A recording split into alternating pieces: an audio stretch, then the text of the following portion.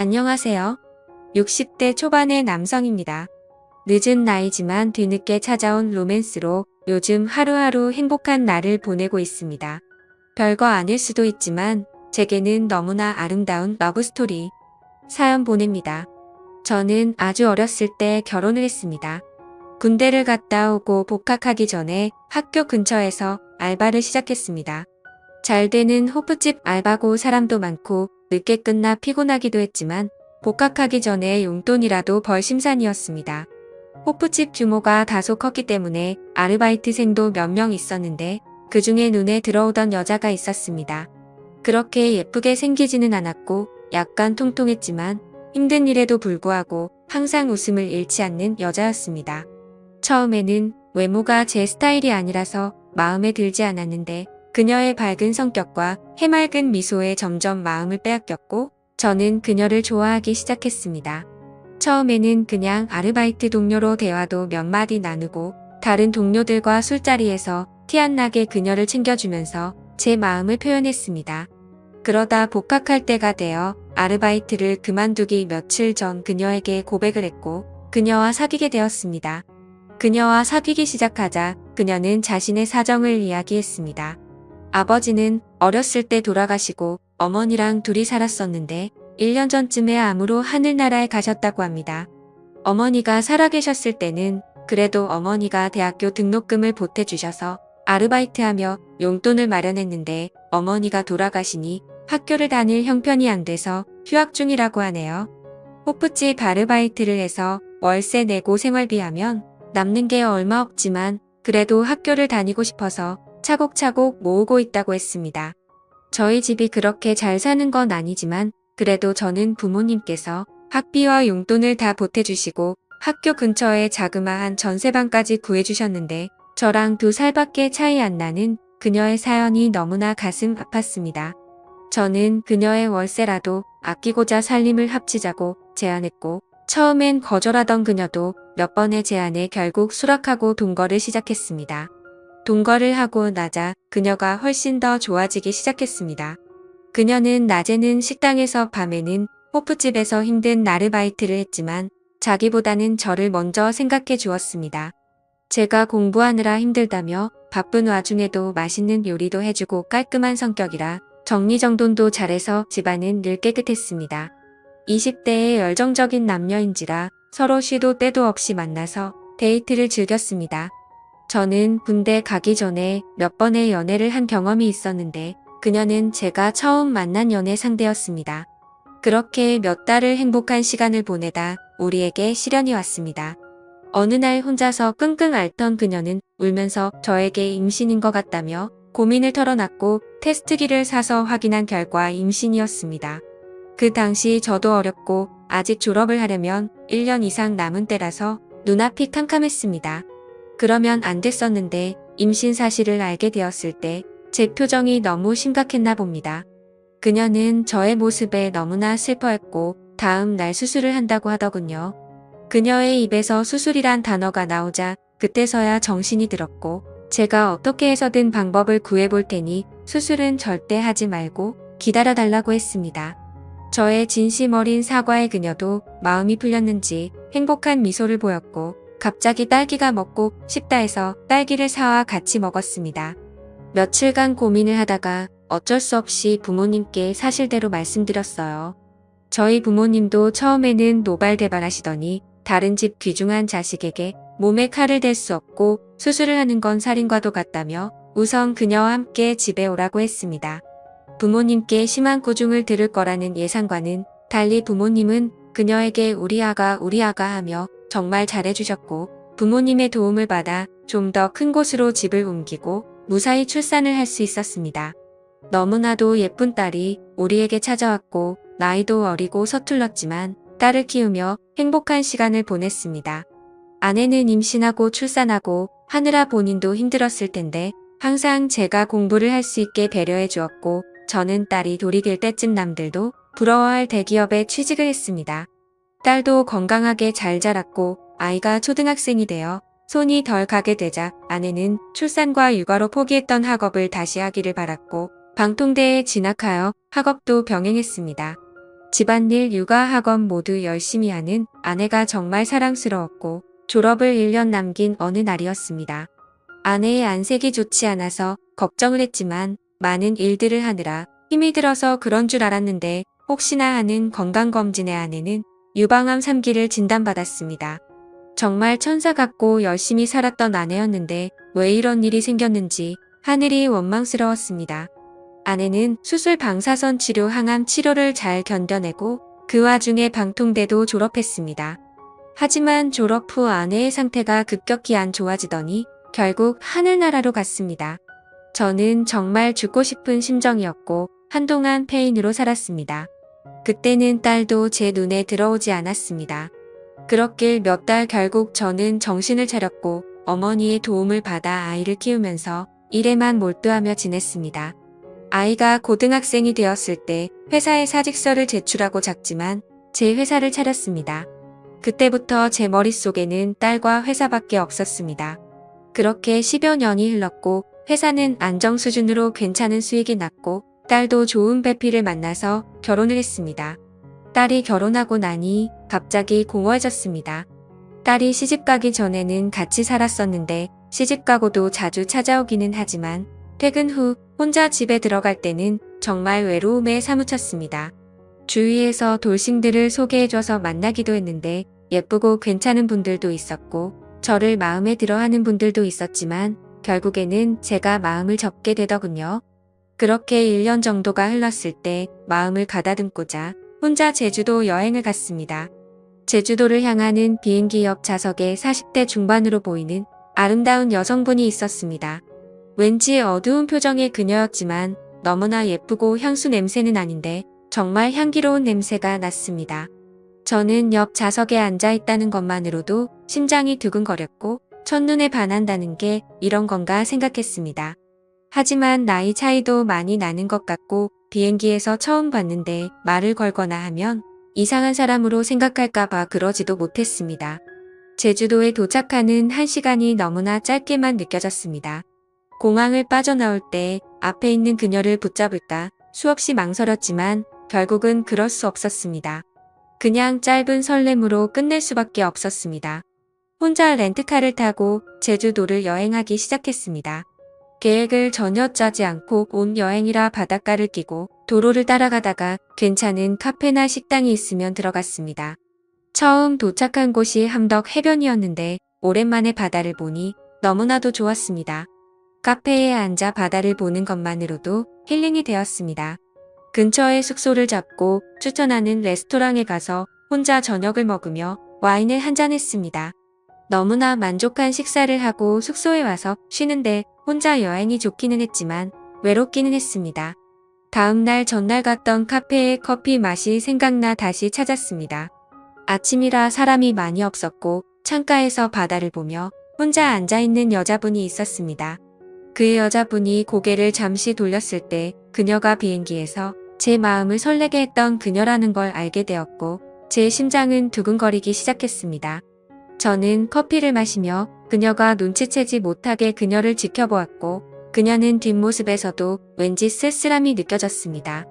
그녀에게 말을 걸어볼까 했지만 저를 기억 못할 것 같아서 망설이는 동안 그녀는 자리에서 일어났고 나가는 길에 눈이 저와 마주쳤는데 그녀도 저를 기억하는지 잠시 멈칫하더니 가볍게 목례를 하고 카페를 나갔습니다.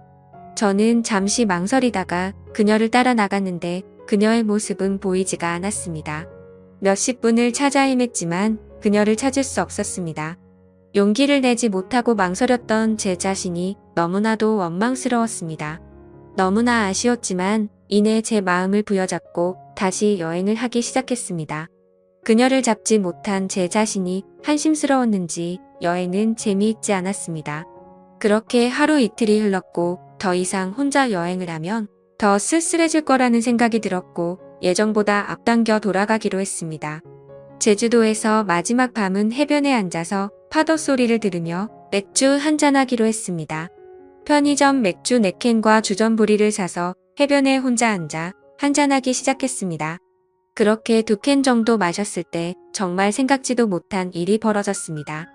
해변 저쪽에서 저에게 다가오는 인기척에 고개를 돌려보니 어두운 밤이기는 했지만 달빛에 비친 그녀의 얼굴이 제 두 눈에 선명하게 들어왔습니다.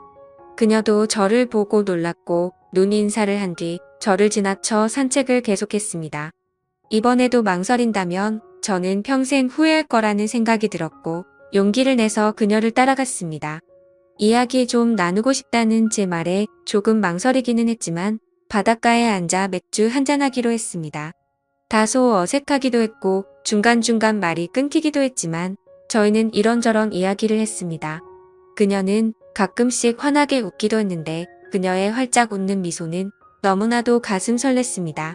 그렇게 이야기를 주고받으며 맥주를 다 마시고 그녀의 숙소 앞까지 바래다 주었습니다. 그녀는 저에게 감사하다며 남은 여행 잘하시라고 들어가려는 순간 저는 용기를 냈습니다. 괜찮으시면 남은 여행을 같이 하면 어떻겠냐고. 저도 혼자 여행도 좋기는 하지만 같이 여행을 해보고 싶다고 했습니다. 그녀는 난처한 표정이었지만 이내 알았다며 다음날 만나서 같이 여행하기로 약속을 했습니다. 다음날 그녀를 데리러 가며 혹시나 마음이 바뀌어 안 나오면 어떻게 하지 했으나 그녀는 약속 장소에서 환한 미소로 저를 반겨주었고 저희는 함께 여행을 시작했습니다. 아름다운 그녀와 같이 여행을 하니 너무나 즐거웠고 행복했습니다. 함께 보는 바다는 너무나 반짝였고 함께 마시는 커피는 너무나 향기로웠고 함께 먹는 요리는 너무나 달콤했습니다. 저희는 같은 숙소에 따로 방을 잡고 근처 이자카야에 가서 이야기를 나누었습니다. 같이 여행을 해서 그런지 전날보다 많이 가까운 느낌이었고 그녀는 저의 인생에 대해 궁금해하길래 결혼해서부터 아내와의 슬픈 이야기, 딸아이가 결혼하고 너무나 잘 살고 있지만 외로움에 하루하루 힘든 이야기를 했습니다. 그러면서 제 명함을 그녀에게 건넸고 그녀는 그날 본인의 이야기는 많이 하지 않은 채 제 이야기를 너무나 잘 들어주었습니다. 다음 날도 함께 여행을 했습니다. 수목원에 가서 같이 산책도 하고 바닷가를 거닐기도 하고 이제 조금 가까워졌는지 장난도 치고 정말 행복한 시간을 보냈습니다. 저녁 노을을 배경으로 바닷가를 산책할 때는 가볍게 손을 잡기도 했습니다. 숙소를 잡고 숙소 앞 분위기 좋은 와인바에 가서 와인을 마시며 대화를 했습니다. 그녀는 술이 조금 취했는지 아니면 제가 편해졌는지 본인의 이야기를 하기 시작했습니다.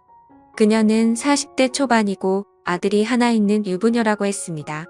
그녀의 남편은 평소에는 너무나 자상하고 괜찮은 사람인데 술에 취하기만 하면 사람이 돌변한다고 했습니다. 처음에는 물건을 던지거나 가구를 망가뜨리는 선이었는데 몇 년 전부터 심해지더니 자신을 때리기도 하고 최근에는 아들한테까지 손을 대기 시작했대요. 몇 번이나 이혼을 하려고 했지만 그때마다 다시는 안 그러겠다고 무릎까지 꿇고 울고불고 매달리는 남편을 참아 내치기가 힘들었대요. 저런 아빠라도 아들에게 아빠가 있어야 한다고 생각해서 그동안 참고 살았대요. 그러다 몇 달 전 남편이 아들에게까지 손찌검을 했고 아들은 그 트라우마로 한동안 힘들어했대요. 지금은 아들도 많이 괜찮아졌지만 아빠를 너무나 무서워하고 있다고 하네요. 남편은 다시는 그러지 않겠다고 또 매달렸고 이번에는 정말 끝을 내야 할 것 같아 생각을 정리하고 싶어서 혼자 여행을 왔다고 했습니다. 예쁜 얼굴에 가끔씩 보이는 어두운 표정이 그것 때문인 걸 알게 되었어요. 저는 그녀의 어깨를 다독여주며 그녀를 위로해줬고 그녀는 서러움이 폭발했는지 제 품에 안겨 후 느껴 울기 시작했습니다. 그렇게 수십 분 그녀를 다독이고 그녀도 이제 좀 괜찮아졌는지 해변을 걷자길래 손을 잡고 해변을 걸렀습니다. 그녀의 작고 가느다란 손을 잡고 아무 말 없이 해변을 걸렀습니다. 그녀를 방 앞까지 데려다주고 돌아서는데 그녀가 제 손목을 붙잡았어요. 자연스레 그녀의 방에 들어가게 되었고 서로의 마음을 확인하고 저희는 그렇게 함께 시간을 보냈습니다. 이후 저는 그녀에게 앞으로의 여행도 함께 하기를 바랐고 그녀는 아무 말 없이 미소를 보였습니다. 다음 날 아침 햇살에 눈을 떴는데 옆자리에 그녀가 없었습니다. 화장실에도 없는 것 같았고 아침 산책을 나갔는 줄 알았는데 그녀의 캐리어가 없다는 것을 알게 되었습니다. 화장대 위에 그녀가 쓰고 간 메모장이 있었는데 좋은 추억 만들어줘서 감사합니다. 행복한 여행과 인생 되시길 바라겠습니다. 라고 적혀 있었습니다. 저는 그녀를 놓칠 수 없어서 호텔을 나와 그녀를 무작정 찾기 시작했습니다. 같이 갔던 해변 카페 식당도 가보고 했지만 그녀의 모습은 찾을 수 없었습니다. 그녀와 처음 만났던 함덕 해변 카페에 가서 그녀가 앉았던 자리에 앉아 멍하니 바다만 바라보았습니다. 더 이상 여행을 할 수 없을 것 같아 다시 서울로 올라왔습니다. 서울로 올라와 다시 일상으로 돌아왔지만 마음 한구석이 너무나 아팠고 공허했습니다.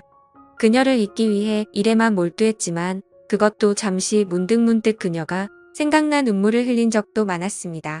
그 뒤로 두세 명의 여성분을 소개로 만나봤지만 제 마음은 온통 그녀에게 가 있었기 때문에 전혀 눈에 들어오지 않았어요. 제가 아는 거라고는 그녀의 얼굴과 나이밖에 없으니 어떻게 할 방법이 없었어요. 그냥 하루하루 그녀를 떠올리면서 그렇게 1년여가 흘렀습니다. 그날은 아침부터 웬일인지 기분이 너무 좋은 월요일이었습니다. 상쾌하게 아침에 일어났고 출근길도 평소보다 안 막히는 느낌이었어요. 출근을 해서 일을 하다 직원들과 점심 식사 후 커피를 한잔하고 있는데 모르는 번호로 전화가 왔어요. 전화를 받고 상대방의 목소리를 듣자마자 놀라서 들고 있던 커피를 떨어뜨릴 뻔했어요. 수화기 건너에서 들리는 목소리에서 그녀임을 느낄 수 있었어요. 저는 너무 놀라서 아무 말도 할 수 없었고 그녀는 차분하게 안부를 묻더니 주말에 서울에 올라갈 일이 있는데 혹시 만날 수 있냐고 했습니다.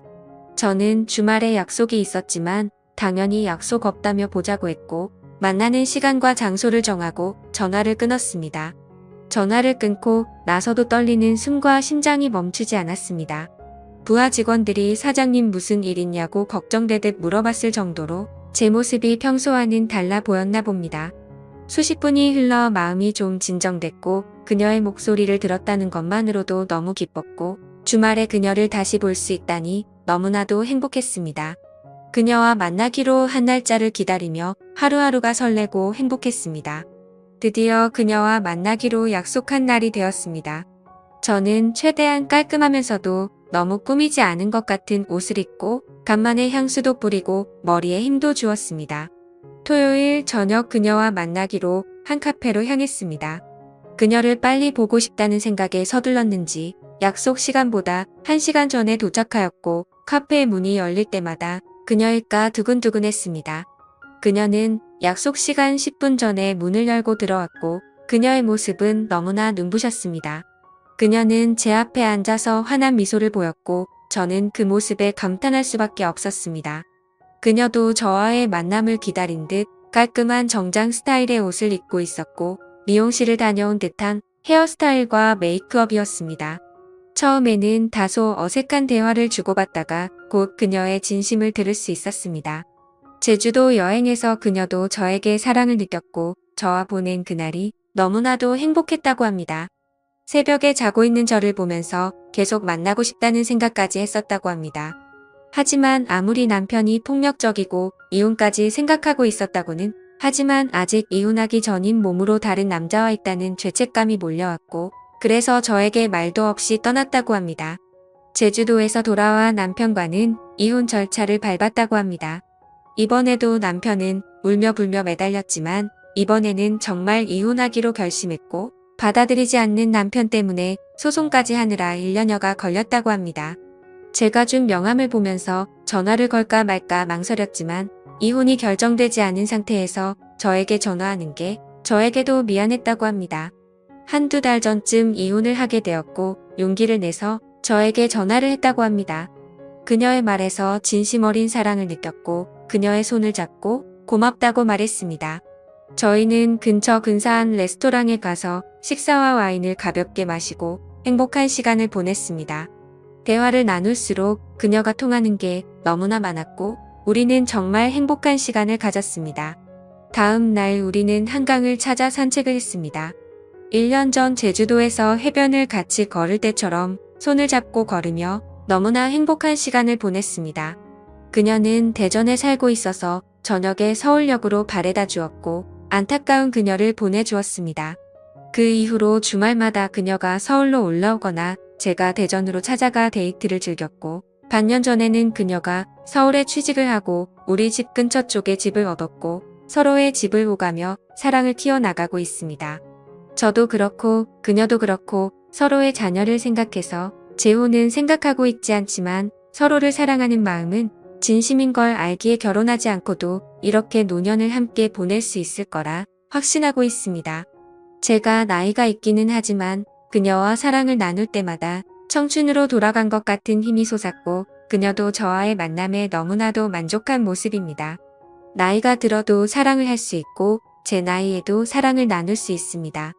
저 또래의 다른 분들도 좋은 인연을 만나서 사랑을 하고 사랑을 나누면서 행복한 제2의 인생이 되시길 바랍니다.